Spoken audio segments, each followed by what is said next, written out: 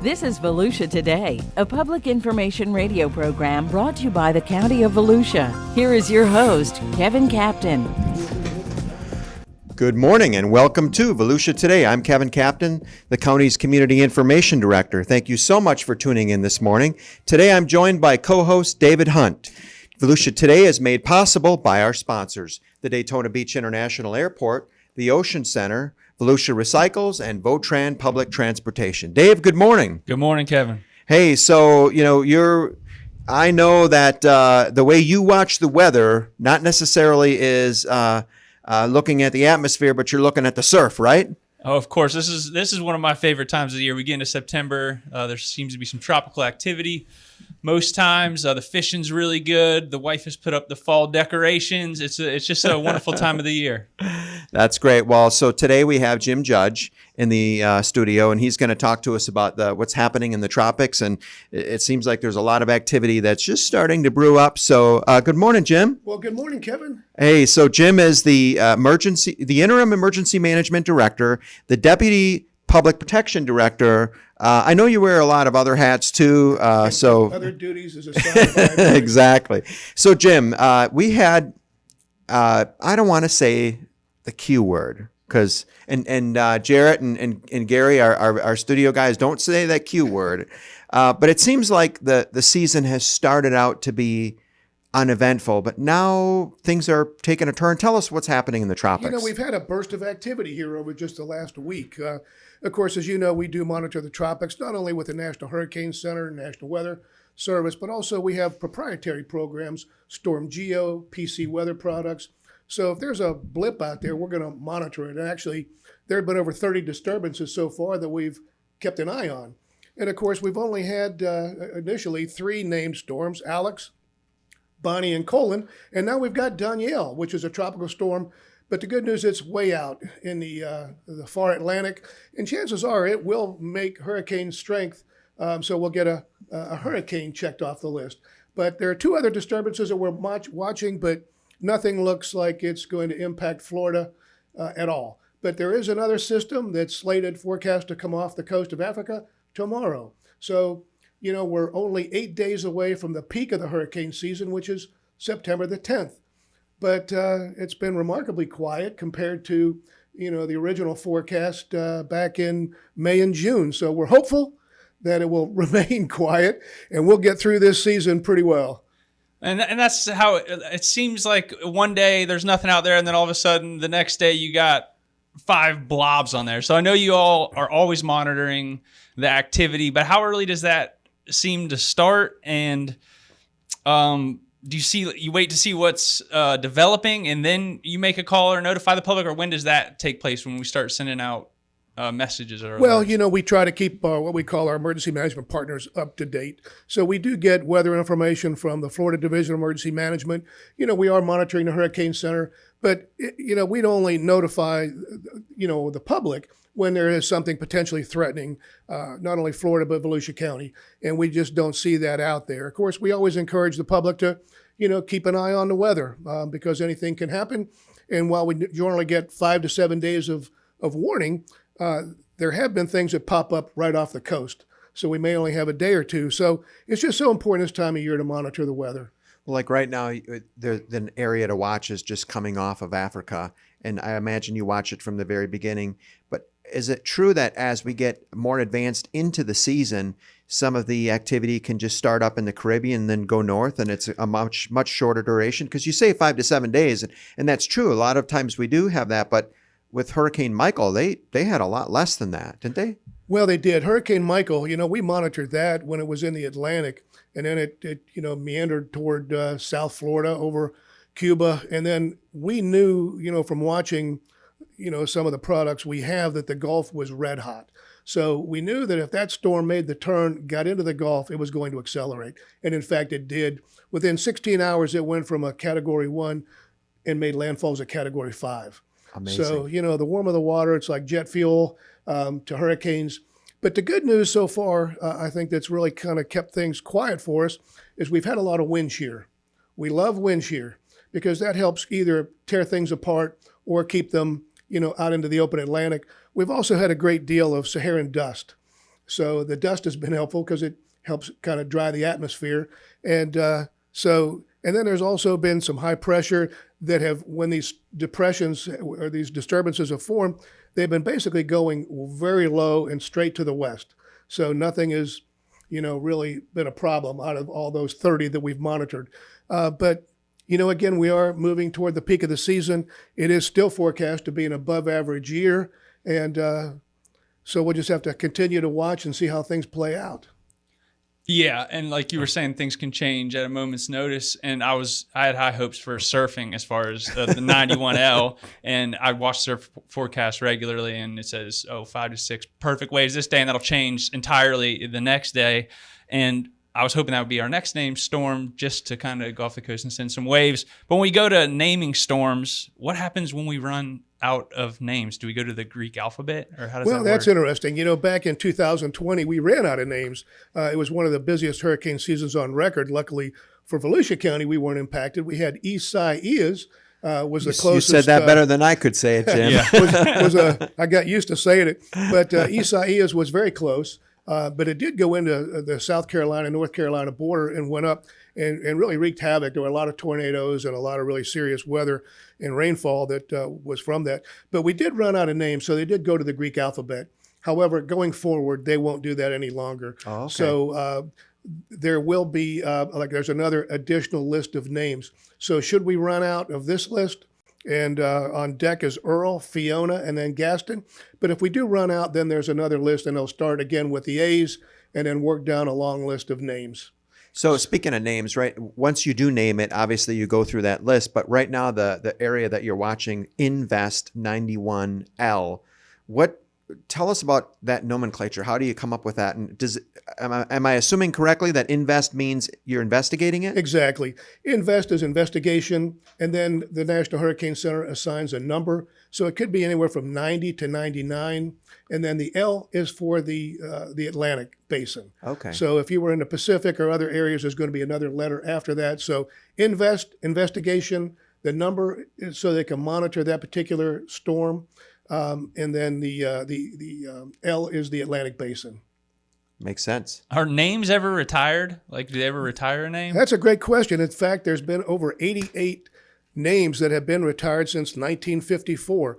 So if you've got a hurricane that is extremely destructive, fatalities associated, then they will retire that name, because it would be, very insensitive to have a name come back, potential hurricane, when you've had a lot of destruction and loss of life. So, there's been quite a few names that have been retired. Like Andrew, right? Andrew was retired, Katrina, Dorian, Irma, Matthew. So there's been quite a few named storms that have been retired. And again, all the way back to 54 is when they started doing that. So a total of 80. So that means there's been 88 extremely destructive hurricanes. Wow. And literally, if you look at the percentages, 39% of the storms, hurricanes, will impact Florida. So, we're so vulnerable in this state, as we kind of stick way out in the water, so it just, it's where we live. And that's good stuff. And so my memory goes back to, we've had some hurricanes over the years since I've been living in Florida. I go back to when I was in high school. I think it was 04, 05. We had I think it was 3 back-to-back where school got delayed and we missed a lot of time. But then my dad was telling me back in the day there was a Hurricane Donna, maybe, yes, that came in that was very devastating for the area. And it just got me thinking, it's been a while since we've had something super significant hit our area.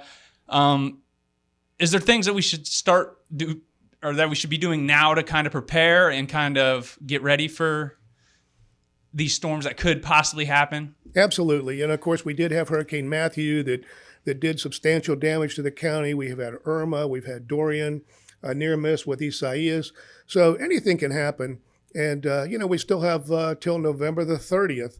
And there have been storms, in the middle of November that have popped up. So, if you're new to Florida, if you've never been through a hurricane, it's important to educate yourself on what protective actions you need to take, how to prepare your home, how to prepare, items around the house. So you can go to our app, which is Volusia County Emergency Management. Download our app with a wealth of information in there.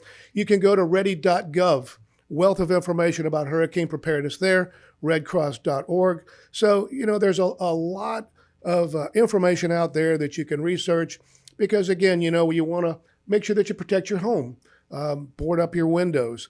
We always say you want to keep the wind out. So we always say you want to run from the water and hide from the wind. So when we have a significant storm, of course, we do look at evacuating the barrier island, low-lying areas, RV parks, mobile home parks, to get people, further inland, away from that potential storm surge and that water, because that's where usually the loss of life is from flooding and drownings. But then also protecting your home, because if you have if a window breaks and the wind gets in, that's when you have the potential to lose your roof. So it's so important to take all those protective actions, and then also a little bit of extra food, water on hand to get you through a few days, minimum 1 gallon of water per person per day. Of course, don't forget the pets, and then have a little bit of extra food in the pantry so that you're good to go. Of course, working with our school district, we have hurricane shelters available throughout the county if we need to pull the trigger on that. We're talking with Jim Judge. He's the Deputy Director of the Department of Public Protection for the County of Volusia. We'll take a quick break and we'll come back. And Jim, let's continue to talk about making a family plan in case of a storm. Stay with us. Hello, Tom Cisco coming to you from the Volusia County Emergency Operations Center. Severe wind damage and flooding can be expected with any tropical cyclone. It is important that you have a plan and know how to execute it in the event of severe weather. If you live in an evacuation zone, make sure you secure your home and head for safety. Keep fresh batteries in your NOAA weather radio in the event the power goes out. And download our free emergency management app from any smart device. After recent heavy rains, mosquitoes are on the move. Did you know that if a container can retain water, a mosquito can lay eggs in it? A small amount of water can lead to big problems. Take a walk around your property and tip and toss any standing water. Be a buzzkill. Put a stop to mosquitoes.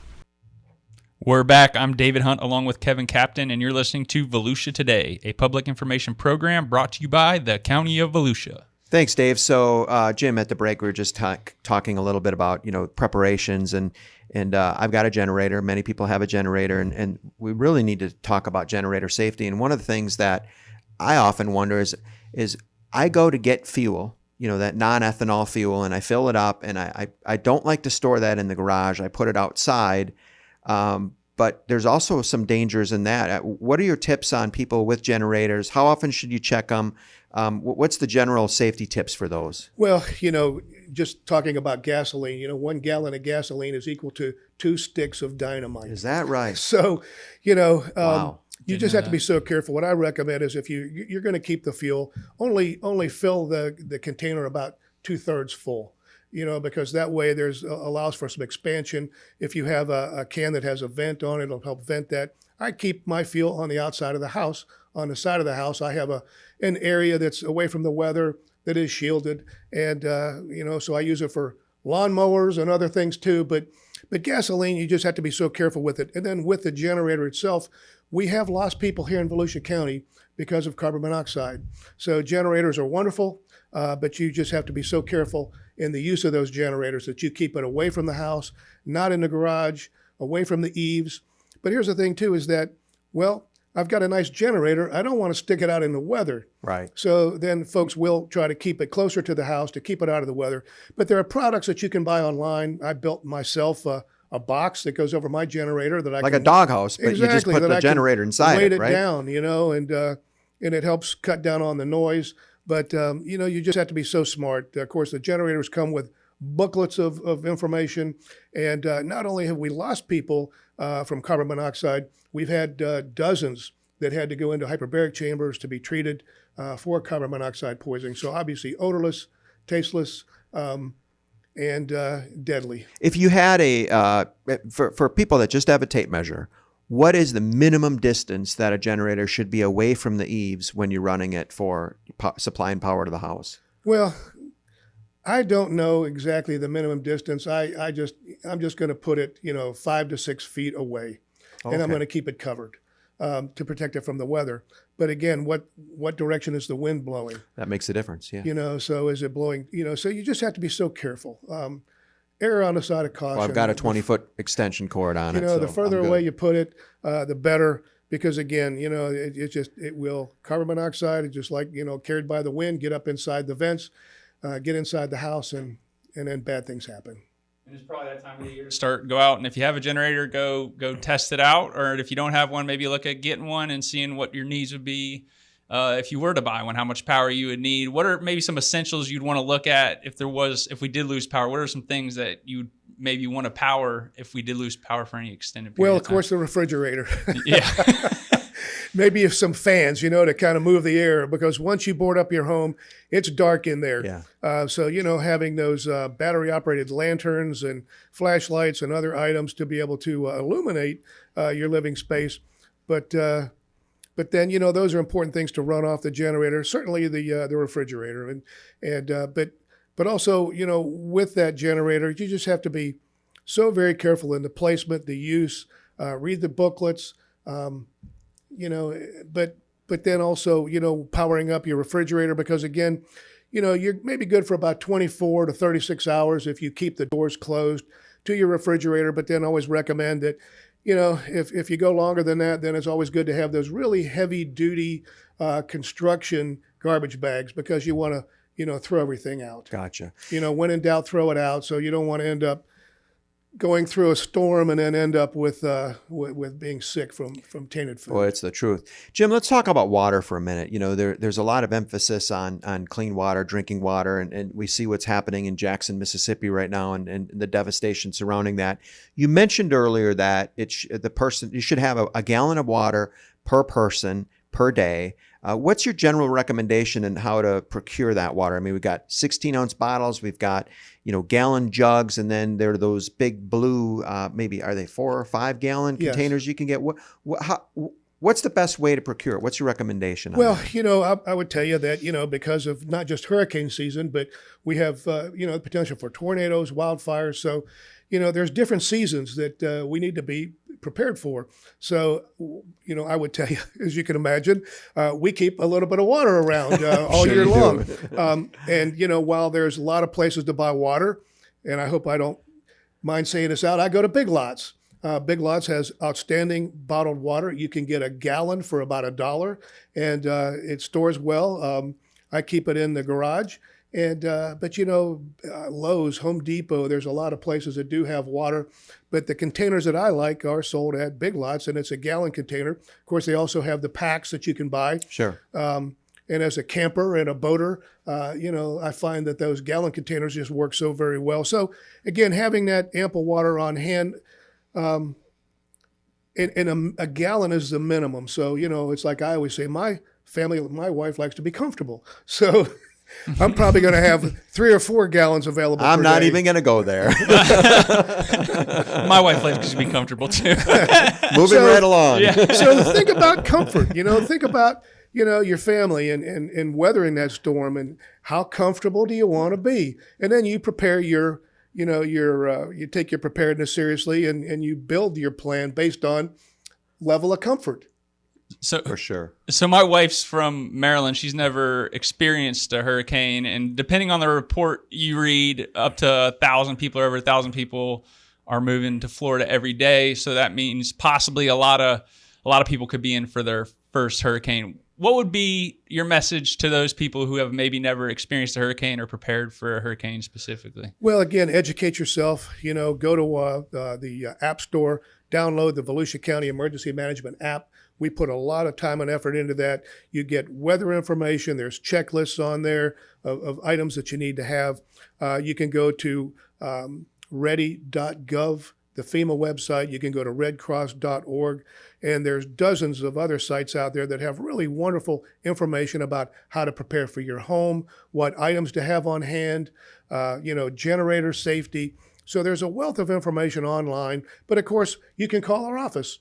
386-254-1500.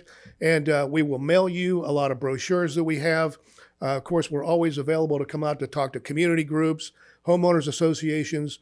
You get 5 or 6 people together, or even less, we'll be happy. Or even come by the EOC, for a tour and pick up that information directly. Weather alert radios, are very important as well. Yeah, you and your team definitely do a lot of outreach. And in addition to the emergency management app, we encourage residents to check out Facebook, the emergency management page on Facebook, Twitter.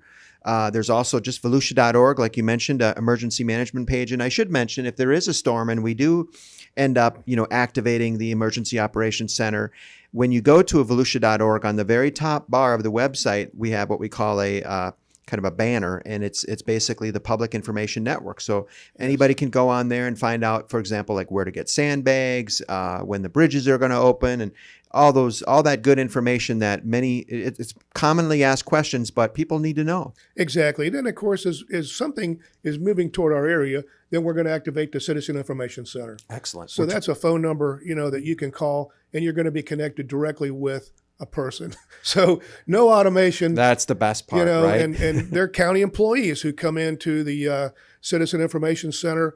They staff that. And of course, early on, we may have 5 or 6 people, but then as we get into the storm, we may have 25, 28 people staffing that center to be able to help answer whatever questions the public has. All right, we'll take our last break with Volusia Today and come back and wrap up the show with Jim Judge. Stay with us. Hello again. I'm Tom Sisko from Volusia County Emergency Management. On average, Florida has close to 3,500 cloud-to-ground lightning strikes per day and has 17 out of the top 30 cities in the country, making it the lightning capital of the United States. A Florida resident is more likely to get struck by lightning than attacked by a shark. In 2018, more people were killed in Florida by lightning than any other state. Take cover when you see the first signs of lightning. Remember, if thunder roars, go indoors.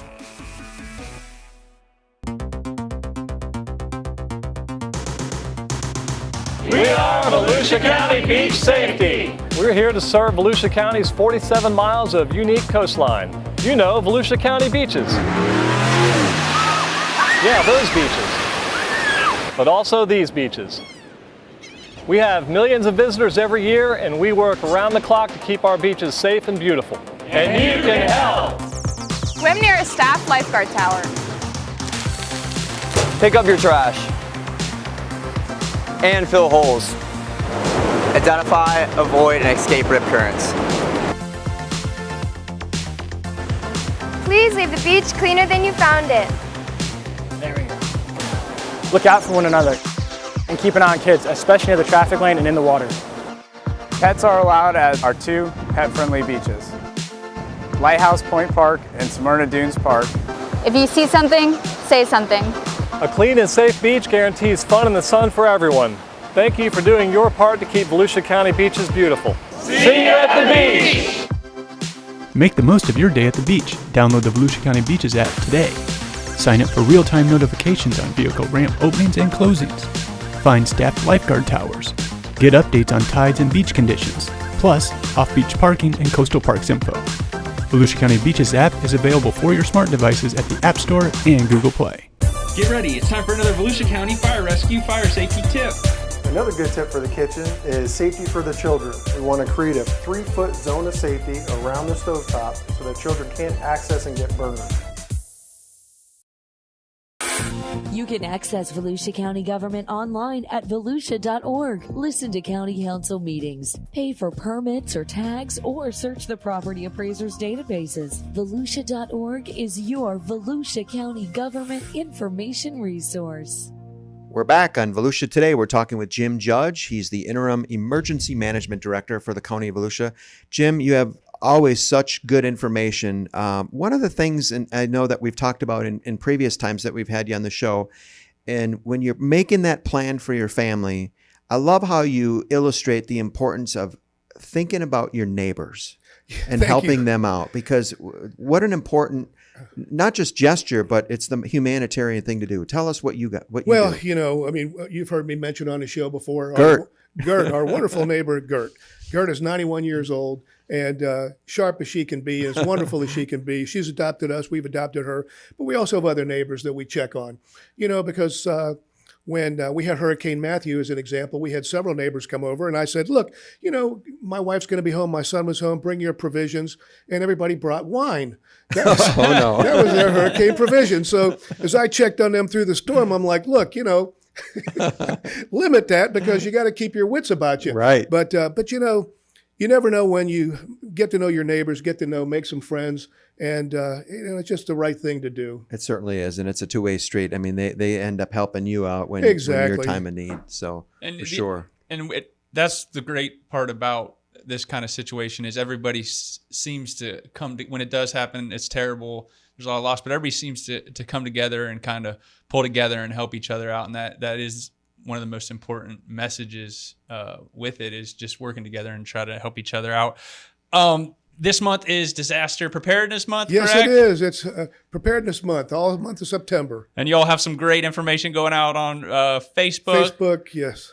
Tell us about some of the information that'll be. Well, just all kinds of information that's being pushed out, from generator safety, how to prepare your home, just some food items to be able to keep on hand, just so much information that's available, and take the time, take a few hours. If you're new to Florida, you're new to Volusia County, to be able to really educate yourself on the things you need to do, but then take the action. So if you've got a checklist, put it on the refrigerator. Go through your home. What batteries do I have? What flashlights? What lanterns? And then, I'm a flea market kind of guy, so you'd be surprised the products and things you can pick up for pennies on a dollar. But then also, how are you going to charge your phone? How are you going to charge your laptop? There are portable devices that you can have. How about a AM/FM radio? Because we will be broadcasting over the radios when the power goes out to keep people informed. Have that weather alert radio on hand is so critical also. So there's so many things that we can do to protect ourselves, protect our families, make sure that we've got some either plywood to board up our home or even, the products that you can buy from local companies to protect your home. All the things that you need, for sure. Well, Jim, thank you for being on the show. I know you and your entire team are continuing to monitor the Atlantic Basin for the remainder of the season, and we'll have you back on the show, certainly, if there is some other inclement weather coming our way. With that, we're going to close Volusia Today. Take care, stay safe, and help your neighbors.